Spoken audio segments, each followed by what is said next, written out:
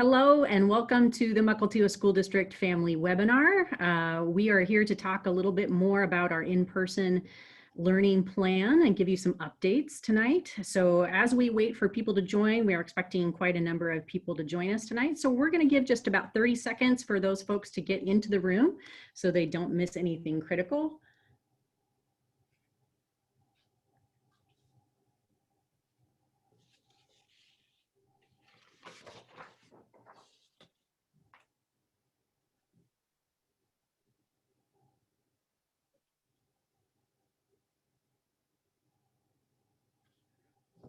So welcome for those who are just coming in. We're at about 320 folks. So we are just waiting a few more seconds for people to get a chance to join in the room, and then we'll get started with the in-person learning plan family webinar.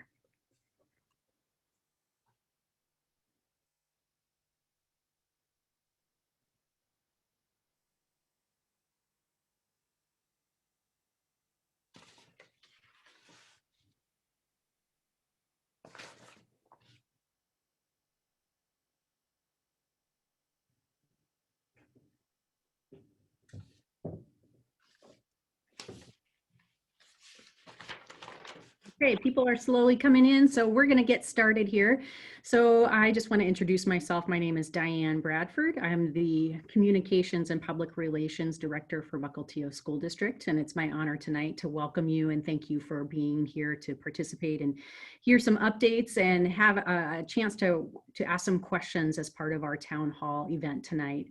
So the way that tonight is going to work is that we have a lot of information to present to you. We have a presentation that'll take probably about 45 to 50 minutes. I think that it'll answer quite a number of questions that you might have. However, if we get towards the end of the presentation and you still have questions to ask, we're using the Q&A or question and answer box tonight, so you can type in your questions there. We also have an upvoting option, so if you see somebody who has the same question as you or you like their question, you can like it, and that will move it up to the top of the Q&A box. So that's how we'll help select some of the questions at the end of the event tonight to answer verbally. Is we'll be looking at that Q&A box and starting with the ones that seem to be the most widely held questions that are still outstanding there for you. A couple of other things is that this is being recorded tonight, so that's great for people who aren't able to attend tonight. We'll make that recording available as well as the slide deck so people can watch that after the fact. Also, any questions, we probably won't be able to answer everybody's questions. I wish we could tonight, but we will continue to develop the frequently asked questions section on the website. So we'll keep growing that and adding to that, as well as it helps inform our communications out to families as well. So feel free to ask those questions in the Q&A box towards the end of the presentation. So I think that is all I've got. I see our numbers are still going up, but I'm going to go ahead and get started. I'm going to go ahead and turn it over to Superintendent Brynildson to get us started. Thank you, Diane, and welcome everybody to our October Town Hall. We are really glad that you are joining us tonight. And we know that there are a lot of questions about returning to in-person instruction. And so we've really tailored this town hall outline to answer a lot of those questions. Start with the land acknowledgement. Mukilteo School District acknowledges that we are gathered on Indigenous lands, the traditional territory of the Coast Salish people, specifically the Tulalip tribes, successors in interest to the Snohomish, Snoqualmie, Skykomish, and other allied bands signatory to the 1855 Treaty to Point Elliott. So as you know, much has happened since our August town hall, if you were able to join us for that. School started in a distance learning model, and we received lots of feedback that students and parents' experiences are much better this fall than they were last spring. So I want to first thank the staff, the teachers and the principals, all of our classified staff for what they did to help make fall a great or a better experience for your students. And also thank you, parents and guardians, for supporting your students and helping us and your students' education during these challenging times. So I just want to start with a review on our approach. So these are things that we keep in mind as we make decisions about returning to in-person instruction. So the health and safety of our students and our staff and our families are a top priority. Snohomish Health District and the Department of Health give us recommendations and data that we consider when we are thinking about returning to in-person. We get new and updated information all the time. And so I often say change is our new constant. And because of that, we need to be flexible and adaptable in our planning. So when we plan for returning to in-person, and I say it's when we return, it's not if, eventually our students will be back in school. When we plan, we have to be prepared for very different scenarios because again, all of our decisions are tentative and we have to adjust accordingly with new data and information. But ultimately, our goal is to return to in-person learning.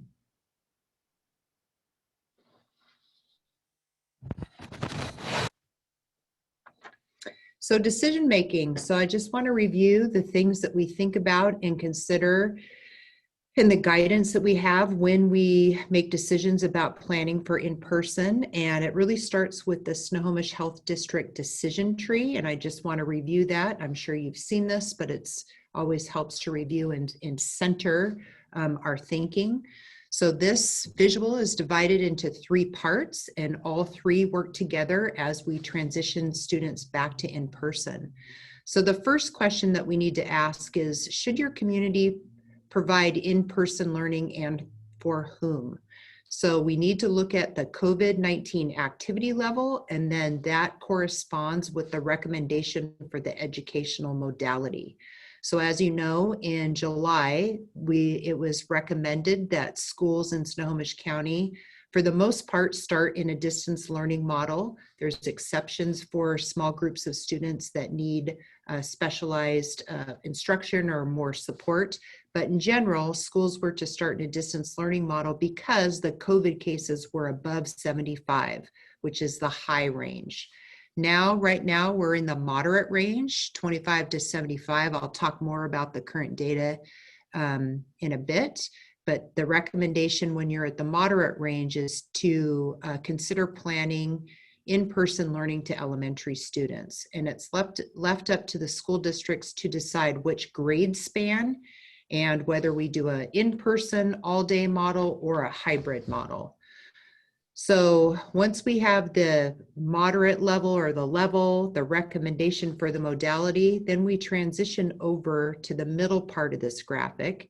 And those are all the safety and health procedures that need to be in place in order to return to in-person. So the question is, can the schools implement recommended COVID-19 health and safety measures? So we have to have plans in place to make sure that staff and students are safe. And very shortly, within a week, we will have live on our website an operations guide or manual that outlines all the things that we're doing to meet these guidelines. And really the town hall tonight is geared mostly towards answering some of those questions of our health and safety planning. And then finally, the final part, the third part of this chart is the school and health system ready to monitor for and respond to suspected and confirmed cases of COVID? So we have to have systems in place at our schools to respond to students and staff that have symptoms. And then also we work with the health department or we need to have capacity within our healthcare system also to follow up. So those 3 parts of the chart work together as we plan to return in person. In addition to the decision tree, we receive a lot of data COVID case numbers. And so we monitor daily and weekly the COVID case numbers. In addition to that, district leaders in Snohomish County meet with the Snohomish Health District every 2 weeks. And we spend time going deeper into the data, looking at trend information, and then that's where we receive the most updated recommendations on planning for in-person instruction. In addition, districts follow the Department of Health guidelines. And then a couple of, I added these 2 bullets to this slide because we get asked a lot of questions about what's the difference between the governor's safe start phases and the decision tree. And that the short answer is school districts the governor's safe start phases do not apply directly to schools. We follow the decision tree, the chart I just showed you. We also get asked, how come the school board meetings are held virtually and they're not in person? And again, school board meetings are governed by different entities and rules. And the short story is, while counties are in phase 2, we cannot hold board meetings in person. So the next slide talks about the health guidance timeline. And we just wanted to do a quick review with you. I've already mentioned that the recommendation in July was to start schools in a distance learning model. At the beginning of September, superintendents were told that the recommendation was going to be to consider expanding in-person learning for elementary students. And that's because there was a 5-week trend line downward of COVID cases. So we were in the middle of that moderate range on the decision tree. Last week, so that's what we've been doing, preparing for the tentative return to school for students preschool through 2nd grade. Tentative start date, as we know, was October 26th. And I put tentative in front of everything because, again, we have to adjust and adapt when new information comes to us. So last week in our meeting with the Snohomish Health District, it was recommended to proceed with caution for in-person planning, and that's because the COVID cases countywide were on an increase again, a 4-week increase. In addition, there is data within our own Mukilteo School District boundaries that showed that we have in some areas COVID numbers that are the highest in Snohomish County, and they're well above the 75 mark. So those 2 things made us make the decision led us to the decision that I announced on Friday that we were going to postpone our tentative start date. The latest update is yesterday, the Snohomish Health District released their new set of numbers, and cases have jumped from the low 50s to 71. And so when we meet with the health department next week, we'll get even more guidance on what we should be doing next. But the communication that came out with the new data numbers yesterday was to put a pause on returning to in-person instruction for whole groups of students, whole classes of kids. And so, again, we made the decision on Friday, and the numbers supported that decision that came out yesterday. So these are just bullets that I took from the communication that I sent out on Friday. We're, again, delaying our tentative start date of June 26th. We'll continue to monitor the county's data updates for the next several weeks, and then we will decide at that time whether we can propose a new tentative target date to reopen, or whether or not we are going to delay even further. And we'll communicate at least 2 weeks in advance to bringing students back so families and staff can prepare. And I just want to acknowledge that we know that there are parents that need and want to send their students back to in-person learning. And so we are very mindful of the social and emotional needs that our students have, the academic needs that they have, but also the safety and health procedures and guidelines that we have to follow. So this decision is very complex, and planning to return to in-person is also complex, as you'll hear later on in this presentation.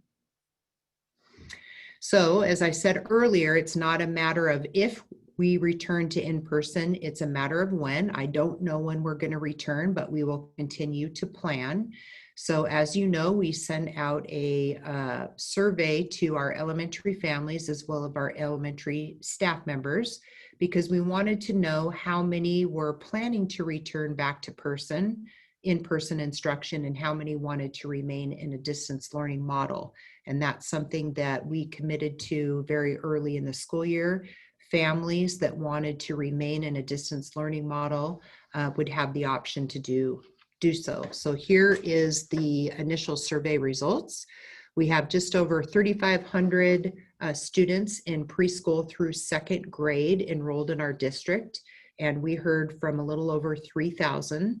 And the results were 63% at the time of the survey wanted to transition back to an in-person learning model.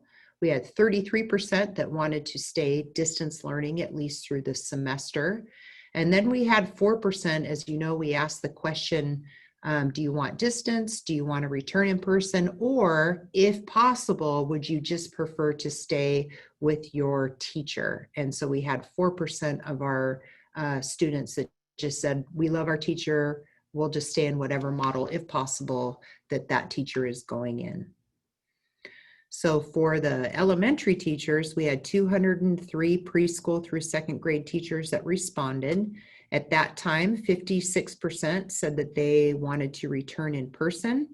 16% said they needed or wanted a distance learning option. And then there was 28% that said they needed more information before they could make a decision. And Diane, go up to the family slide again. And so there's about 550 that haven't responded of families haven't responded yet to what their student would prefer. And we heard that some of those families also needed more information before they could make a decision. What's interesting with the data that we have right now, it's pretty close. If you look at the blue, 56% for the teachers, and 63% of the students actually want to return in person. So that's matching very well right now. Also, it's important to note that about a third of our students want to remain in a distance learning model. So school's going to look different for our students. And again, you'll hear more about that in a bit.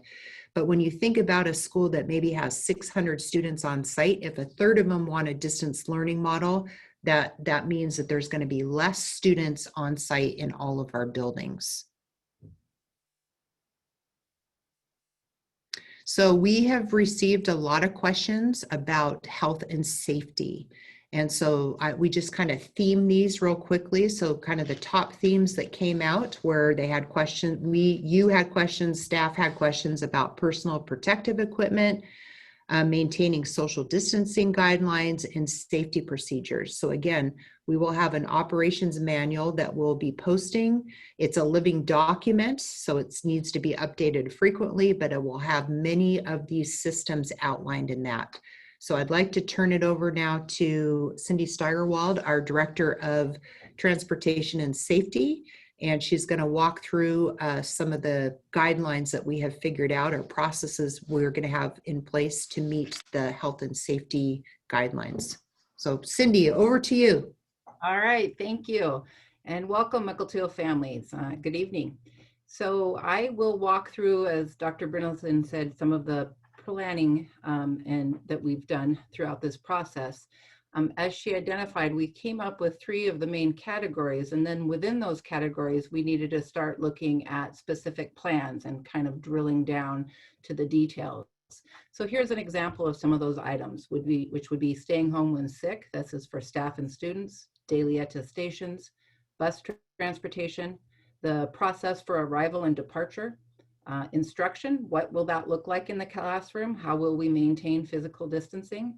And then also the increased safety and hygiene practices, both for disinfecting and then our own personal practices.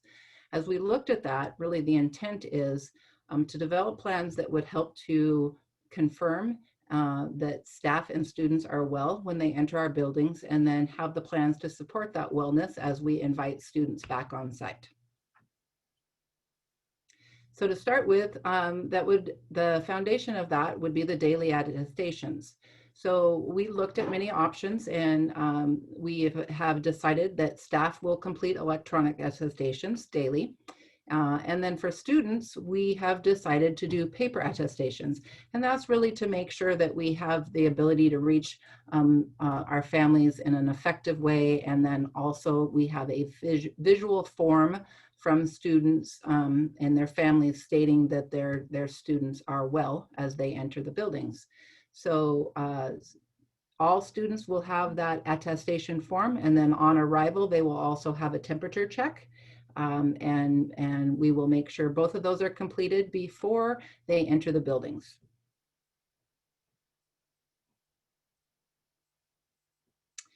Bus transportation, this is a big question, and it's also an area that took a lot of planning. So we've been running a lot of different scenarios and different ideas on what it could look like to reduce capacity on the buses and promote physical distancing on the buses. We've been able to develop a plan with the K-5 model coming back at some point. So we wanted to take the plan from the smallest return all the way up to full return and developed a double run system, which would mean that every route would basically for K-5 would be cut in half. So if you had on a route, we would start and pick up the students farthest away from school and travel to the middle point. And then at that point, we would head into the elementary school, unload students, and then go back out and to the middle point, work our way into the school. As students load the bus, they will load from back to front. The reason for that is, and then when they exit, they will exit from front to back. This way, when kids are in the seated position, they won't have other students pass them in the aisleway. All of the students will be required to wear a face mask. If they don't have them when they enter the bus, we will have extras on the bus and they will be able to get one before entering the bus. We'll also develop a plan to have siblings or students that live in the same household can sit together. To promote the extra ventilation and airflow, we will have all the windows down one notch, and the roof vents will be open, and also the driver window will be open, which will allow for continual circulation of air. Little side note, the one notch, there's actually little barriers above the windows, which helps so rain doesn't come in. So the one notch will allow air to come in. So you'll want to have your students wear coats on the buses, but they won't be getting wet.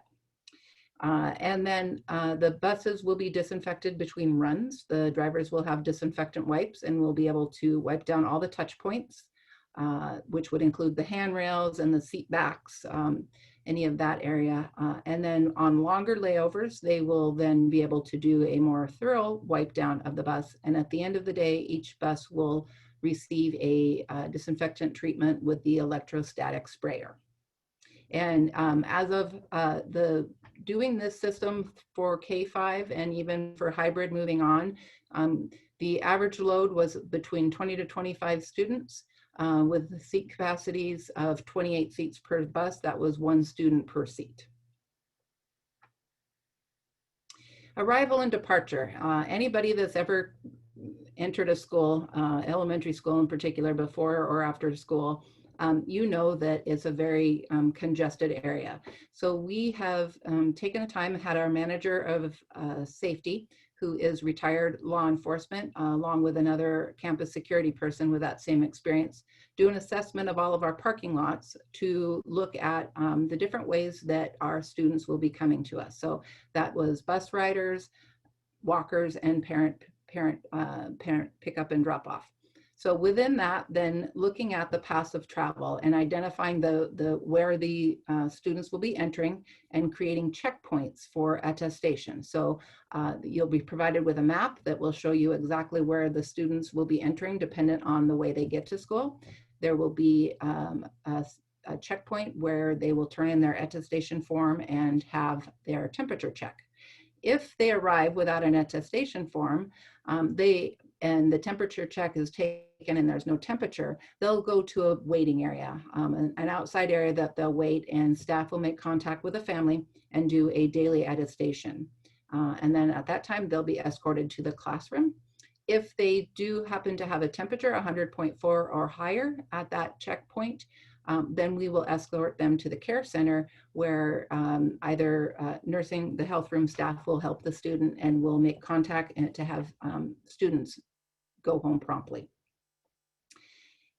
And then for parent pickup or drop off, you can expect if you're going to be driving your students will stay in the car until the staff member approaches the car. You'll turn in the attestation form and then we'll do a quick temperature check through the window. And if everything passes, then the student will can get out of the car and we'll escort them to the classrooms. Reason being for this, if for some reason there is a missing attestation form or there's a temperature, at that time, student will still be in the car and you'll be asked to take your student home and take care of them. So as you can see, there's a lot of layers approach to the COVID safety plans that we've been doing. And they start, we really looking at from arrival to dismissal and all the different travel paths and the different areas that a student will be. So we're looking at physical distancing of student seating in the classroom. We're looking at individualized supplies to reduce sharing items. What that means is in the classroom setting, we know that the basic supplies that students are going to use every day. And so the supplies that we can actually give them their own personal little kit. So they'll have a little like a pencil box, but their own personal kit of those items. They can be at their desk and they're theirs and they don't have to share them. The items that do have to be shared, then we develop plans on how to share them. For instance, there's books in every classroom. Books are an important part of the learning process and we want kids to be able to enjoy them. So we'll look at that and provide a set of books for each student per se. And then once that time period is up with that set of books, then those books would be quarantined for 24 hours before they're then released for another student to access them. The things that we can't develop a plan for and for disinfecting will be either removed from the classroom or will be covered up so kids won't have access to that. We have also, the custodial teams have developed cleaning protocol and disinfecting for high touch points in all areas. Our facilities team has, using the ASHRAE system, have done an assessment and analysis of all of our mechanical systems. They have increased airflow in the buildings and they have also updated the system to use MERV 13 filters and replace them at a more frequent rate. All of this, as you can imagine, is going to take extra staffing and extra supervision. So as we develop these plans, we then look at the building staffing levels and how we can support these plans actually going through. One of the areas I can give an example is the attestation before the arrival and dismissal is something that's going to take extra staff. So as the all hands on deck approach, bus drivers will be part of that process. So after we get to school, secure the bus, we'll be able to use that the bus driving staff to help with that, get students from the bus position to the classroom position, monitoring social distancing. Here is a picture of what a typical classroom is going to look like. And when I say typical classroom, I say that kind of carefully because every classroom is different. So there isn't a set way that each classroom will look like, but what we can say is consistent is that all of the spacing for students are 6 feet. So when you look at this, you can see the desks are spaced apart, and that 6 foot distance is based on seating position. So not the actual desk itself, but the seating position of the student when they're at the desk. And then also the desk, if on the floor, there are actually markings underneath the desk. So regularly throughout the day or at night during disinfecting, desks can easily be put back into position to make sure that we maintain that. Pictures like these and visuals like these are extremely important. I know that people wonder, what is it going to look like when we return? So we're working on developing the plans to share this information so you'll know what it's going to look like for your students as they come back onto the school sites. So PPE, personal protective equipment, is one of the main components and to ensure safety for staff and students. As I said earlier, all students will be required to be wearing a face mask. The students can bring their own, and we definitely encourage that. But if somebody does not have a mask, we will have masks available all over. So the classrooms have extra masks, bus have extra masks. Really, all areas will have an extra supply of masks. Staff will also be supplied with personal protective equipment. I'll share a video a little bit. We'll tell you a little bit what that'll look like, but they will have their face masks, and they will also have a face shield. And so that's a good visual for students to understand that their teachers are going to look a little bit different.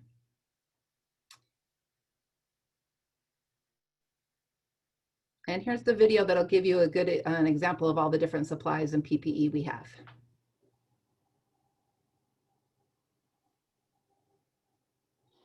As we prepare for your return, we've set up a lot of new protocols for cleaning, disinfecting, and our own personal protection while we're on site.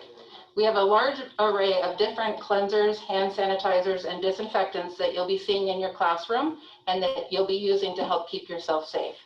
Also, your teachers, when you come back to the classroom, most of them will be wearing a mask that will look very similar to mine with also a face shield on it. Along with that, we have gloves available. We have several different types of masks depending on the situation that we use the LNI risk level matrix for. So we have the cloth mask. We have these 3-ply masks that the students will be wearing all the way up to N95 masks. In addition to that, we have goggles, we have the face shields, and we have gowns. So we're prepared to use the proper PPE all the way from low risk to high risk situations. Then in addition to our disinfecting, on the school buses, we have static sprayers. These electrostatic sprayers will be used at the end of the day to spray down all of the buses, and occasionally in classroom settings as needed, we'll be spraying down also. Thank you. Now I'll turn it over to Deborah Suggs, our district nurse, to talk about the next level of preparation. Hi, everyone. I'm glad we could all be together tonight to hear about the plans for bringing your student back to school.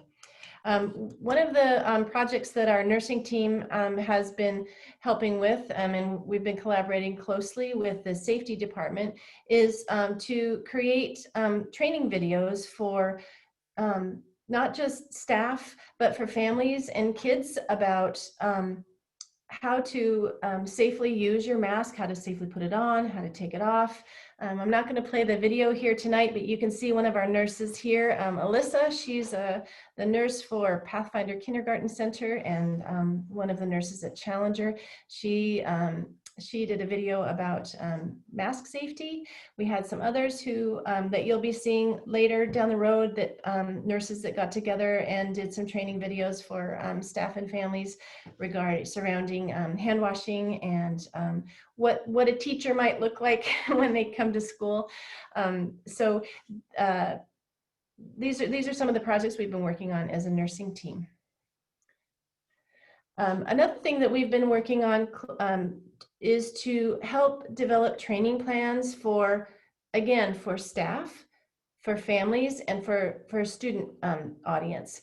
So some of these training plans have been delivered and have been put in place already. Some will be coming to you, but we want to point out and reassure you that all of our staff members are going to be trained before the students return to school. So these are the big questions that a lot of people are looking for answers to. And the first one is, what happens if a staff or a student shows symptoms? So because we're in the midst of a pandemic, we have a very specific set of symptoms that we're watching for, and we don't really allow any flexibility of those.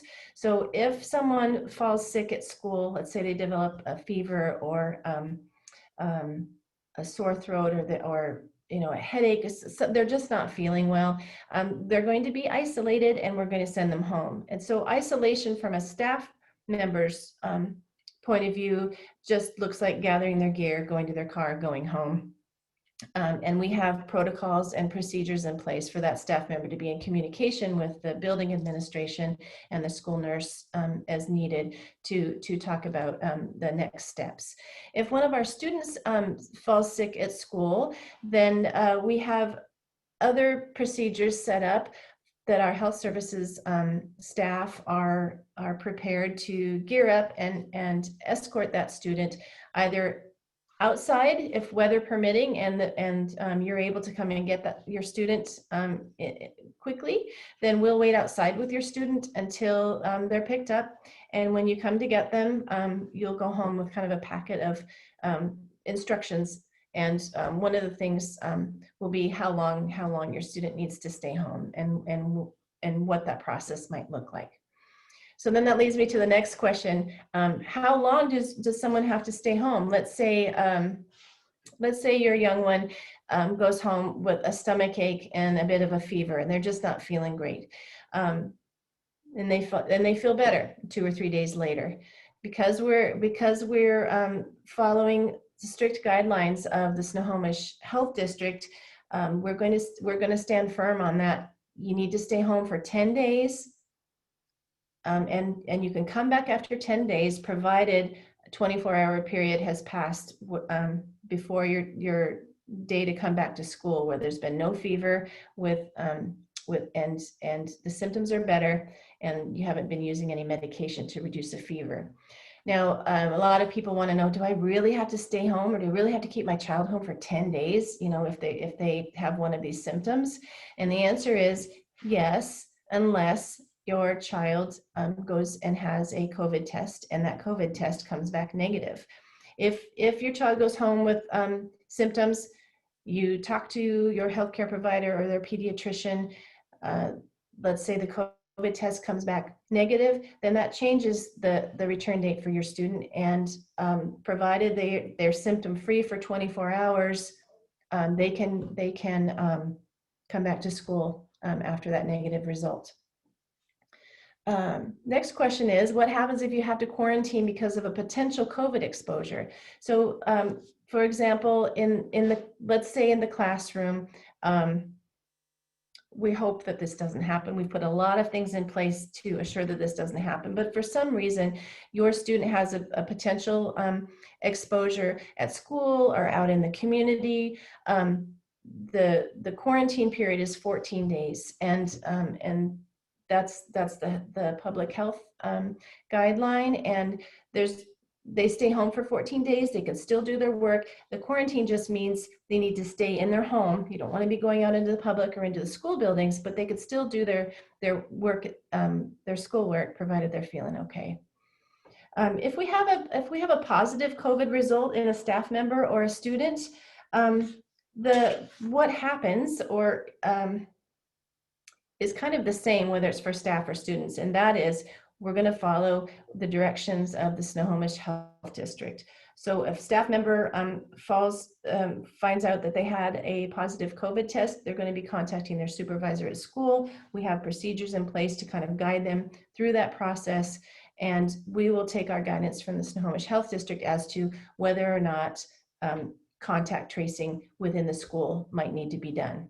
And that makes people really nervous, when they've heard of a case or get notification from a neighbor that they might have spent time with. And I want to spend a couple minutes here talking about what it means to be exposed to COVID-19. And the operative phrase is close contact. So for example, our students in our classrooms are going to be sitting 6 feet apart. That's the minimum physical distance recommended. They're going to be wearing cloth face coverings. The teacher's going to have a cloth face covering. The teacher's going to have a face shield as well. And provided all those things are happening and they're not spending more than a longer period of time than 15 minutes together in closer contact, that is in less than 6 feet of one another, then we don't have to worry about exposure because those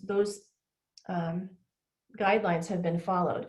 So just because there may be a COVID-19 case in our school does not mean that the people that were near that person necessarily need to quarantine unless that definition of close contact happened. So they were within 6 feet of that person who tested positive for 15 minutes or more.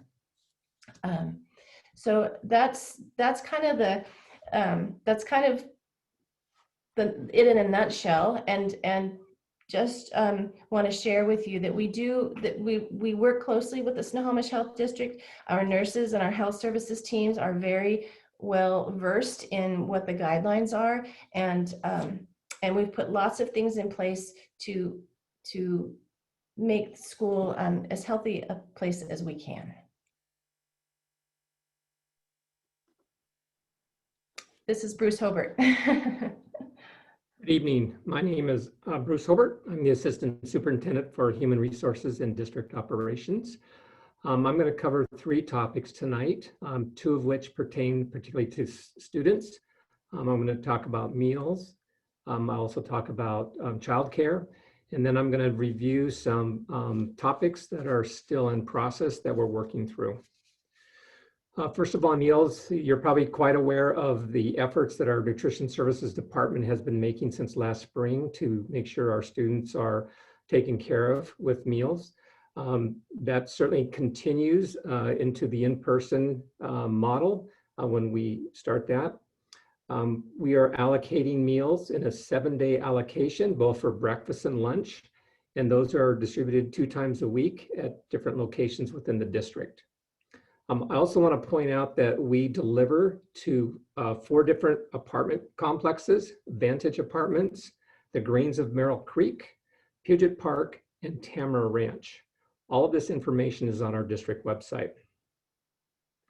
We received some good news last week from the USDA that they have extended the waiver that will allow us to serve all students for free for the entire school year, whether they're in distance learning or whether they're in person. When we return to in-person, students will be allowed to remove their face coverings when they eat. That is one of the exceptions to the face covering regulation by the Department of Health. Childcare, I want to point out that we've been partnering with both the YMCA and the Boys and Girls Club. We have childcare at Fairmont and Serene Lake currently. We also want to point out that there are sliding payment scales and grants for families to make sure it's affordable. The district has also deployed some paraeducators to these sites to assist students during the day with their distance learning. I also want to point out that both the YMCA and the Boys and Girls Club also have to adhere to the different safety and health protocols from the Department of Health. So you can be assured that when your student goes to these programs, they are being well taken care of.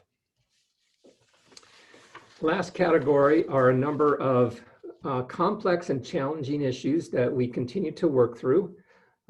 Last time I spoke to you, I acknowledged that recess is a difficult concept to picture with all the social distancing requirements. But we know that we need to figure out ways to meet students' physical as well as their social needs. And so we're continuing to pursue ideas and options to allow students during the school day to get some exercise, get some movement, and also have a chance to socialize. Cohorting. Cohorting is the concept of keeping kids within a consistent group and not mixing students. This is somewhat easy to do if we keep the class contained throughout the day. There will be times that we will be looking at whether we pull students out for some remedial service. How do we do that while maintaining the safety protocols? And also our staff. We want to make sure our staff are not traveling from building to building and mixing with different schools. So we're mindful of the cohorting need. Special program considerations. We know that many of our students with disabilities experience greater hardship in distance learning, and we've already started to bring some of those students back individually within schools to provide on-site service. In those cases, the IEP teams have been meeting to discuss the needs of the students, and then we've arranged for all the safety protocols be put in place. As we picture bringing students back into our schools, we have a multitude of issues that we need to work through that are unique to our special programs, including the safety and health of students who might have marginalized health needs, as well as the safety and health needs of our staff. Additionally, how do we provide that service and the support for students as we've done in the past? Teacher reassignments and leaves. Based on the survey, we know some parents are choosing to keep their students in distance learning. Others will want their students to come to school. We will need to be re-looking at class makeups. We do have employees who also have personal needs that they need to take care of. Some of them may request a remote assignment. Some will certainly come back to on-site instruction. Those two combinations we need to work through to reconfigure class lists when we make this transition. We want to assure you that when we make those changes, we intend to keep those changes permanent for the rest of the year, so we don't keep having students change teachers and teachers changing students. Elementary specialists. A number of our elementary specialists who provide small group instruction, we've deployed as classroom teachers to allow for the distance learning classes to be smaller. We will continue with that staffing level so that when students return to school, we will maintain small class sizes that meet the social distancing requirements. And we'll also need to take a look at how do we provide that intervention, small group instruction to the students that need that with the available specialists. Band and music continue to be on hold at this point. And finally, substitute availability. We've already identified many substitutes that are supporting our program through distance learning. We've trained substitute teachers on how to use Schoology, how to Zoom, how to access curriculum materials so they can step in and fill in for teachers when they need to take leave. In addition, we've started to survey our substitutes to see who is willing to work in person when we return to in-person instruction. And specifically, we will assign a substitute to just one school. Again, it's back to the cohorting need. We don't want substitutes going from school to school. So we know that substitutes provide a valuable service to our schools and we need them.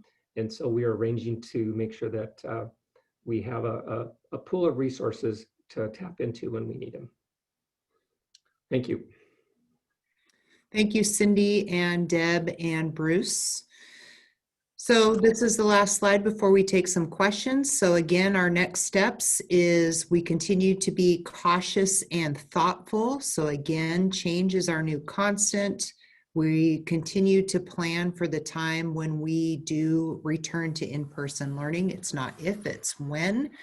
We just don't know when that time will be yet. But we will continue to prioritize the health and safety of our students and our staff and our families. Again, we'll give 2 weeks notice before we transition students back to in-person learning. We'll continue to monitor the COVID case numbers and of course, continue to work with the Snohomish Health District for updates and changing recommendations. So with that, I'm gonna turn it over, well, I'm not turning it over, but I'm gonna refer to Diane Bradford to tell us what questions there are that we can hopefully answer. Yeah. Yes, it definitely is a clear, most widely shared question at the top here from somebody, Carrie.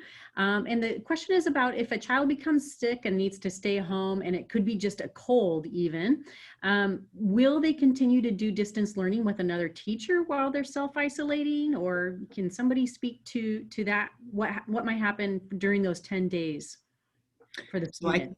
I can honestly say we have a list of questions, multiple pages of lists of questions, and that is one question that is on there. So that has not been worked out yet. But I will say what Bruce said was we are going to, if students have to change their teacher, it will be one time. And so we need to have a plan in place for students that can't come to school or are quarantined because of COVID. So that is on our list to discuss and problem solve anything. So I'm sorry that I don't have the answer, but again, we're very mindful of that. Bruce, is there anything you would add to that? No, I wouldn't add anything to that. Okay. Thank you. All right, the next most popular question tonight is about, and there were several questions related to this too, is just to get an idea of what the schedule for in-person learning would be. Some people are asking, would it be early? Would they get early release? Would it be full day? Just whatever we can share about what it might look like schedule-wise. Sure. So we have to negotiate, or we negotiate with the teachers union on the teacher work day and the work year. But we do have an interest in having 4 days on site. And so we would most likely keep Wednesday as an asynchronous learning day. So at most, students would be on site for 4 days. And we are looking at a shorter time period that students would be on site. And this is mostly due to students have to wear their masks. So we're being really mindful about how much movement they can have, how much they have to sit in a desk. So we're trying to be very creative and trying to come up with a learning experience that a student just doesn't have to sit in a desk for all day long. So we're looking at a shorter day. We don't have those exact hours yet, and 4 days a week. So again, something that we're working with the union on and trying to find the best solution for everybody. Thank you. All right, next question is from Trevor. What is the latest month you'd consider starting in person? And he gives the example of would we go back in May, or would that be too late? Okay, so that's a good question that Trevor asked, and I forgot to say this earlier. As a frequent question we get is, how come we're not starting with high school or secondary students first? So when you go back to the decision tree that I was talking to earlier today, the recommendation is you start with the youngest persons first, the youngest students first. So we are not even thinking about when our secondary students will return back to in-person. So in the video that Deb and Bruce and I did, I can't even remember, 2 or 3 weeks ago, I said that we are hopeful to start high school at the beginning of second semester, and I was pretty elusive.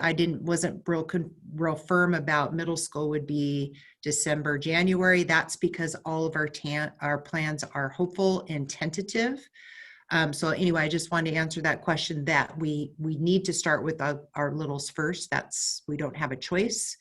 And to answer Trevor, we haven't even talked about what would be the latest for secondary. Sorry, Diane, was this question specific to secondary or all grade levels? It was not specified. So just wondering, I think, would we consider coming back as late as May is how I interpreted that. But Yeah. he did indicate that. Yeah, we haven't even gotten that far yet. Right now, we're looking at natural holiday breaks, what that means, the current data. So we haven't even entertained that. Bruce, anything I know I keep putting Bruce on the spot, but anything else you would add to that? It's difficult to look out that far out.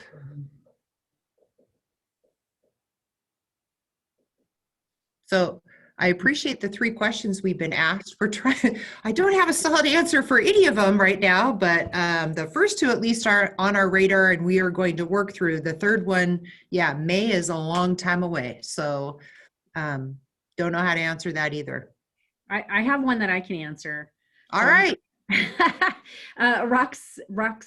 I think it's Roxine, is wondering if we're giving a true picture of what education will look like when children do come back. Specifically mentioning, the desks 6 feet apart, and just how different things will be. And I think she has a good point. And I know I can speak since I'm in the communications department here. That is our goal too. And some of this is still developing. And so what we're trying to gather, as you saw in the middle, we're putting together some videos, we're putting together some pictures to help share with parents. before any students come back, so that they do have not only a good picture of what it is like, or at least some picture of what it's going to be like, but to help them prepare their children, right? So mentally, emotionally, academically, kind of give that picture ahead of time so that students and families are prepared for at least a sense of what a different landscape it will be for a little while. So thanks for your point, Roxine. I appreciate that. One question here from Tammy about before opening up school, will every staff and or students be required to get tested for COVID-19? So I'm going to ask, so as a system, we have not thought about, I don't think we plan on testing everybody, but I just want to maybe throw it to Cindy or Deb if you have any thoughts about that. I can speak to that, Dr. Brynildson. The public health answer would be no. I don't know what the district answer is, but from a public health point of view, a COVID test is just a point in time measure. So if you've been out and about, let's say your staff has been, working and whatever, and is everybody going to be required to have a COVID test, and they have a COVID test on a Monday or a Tuesday and it's negative, that doesn't mean that only means that the viral load of, if they have any, isn't high enough so it's not a good indicator of what could happen 10 to 12 days later. So it's not a good, it can only give us a point in time answer. It can't predict who's going to get sick later. I would support that same answer. And from a district standpoint, no, we aren't planning on having everybody do a pre-COVID test, but we are working and planning on doing more education and training so families understand how to do the attestations and how to accurately report the conditions of their students. Also doing that same training for staff. So again, that foundational piece of the wellness checks is important, and that's what we're focusing on our training and our energy on, getting that system very strong and to create that screening. Thanks, Deb. Thanks, Cindy. Okay, I think we have time for two more, and one's a real quick one, so I'm not worried about getting to that one. Miles wants to know a little bit more about lunch and recess and gym and music and library, and I know we don't have all the answers for that, but to the extent that we might know or are in progress with lunch, recess, and some of those things, is Bruce, can you share any information, and or Dr. Brynildson? Yeah, I'll go ahead and take that question. Lunch right now creates a number of different issues. Obviously, we don't want to mix students. We got to keep the social distancing. So we're looking at the feasibility of students eating in their classrooms, and or a few classrooms eating in a cafeteria. Of course, that means we need a lot of space to have students distributed at various tables. PE right now, we are not planning on any structured PE program when we return. Right now, the PE teachers are providing some of that curriculum through distance learning, and we will not be opening up a gym because we're using the gym for a variety of other purposes that we need to have.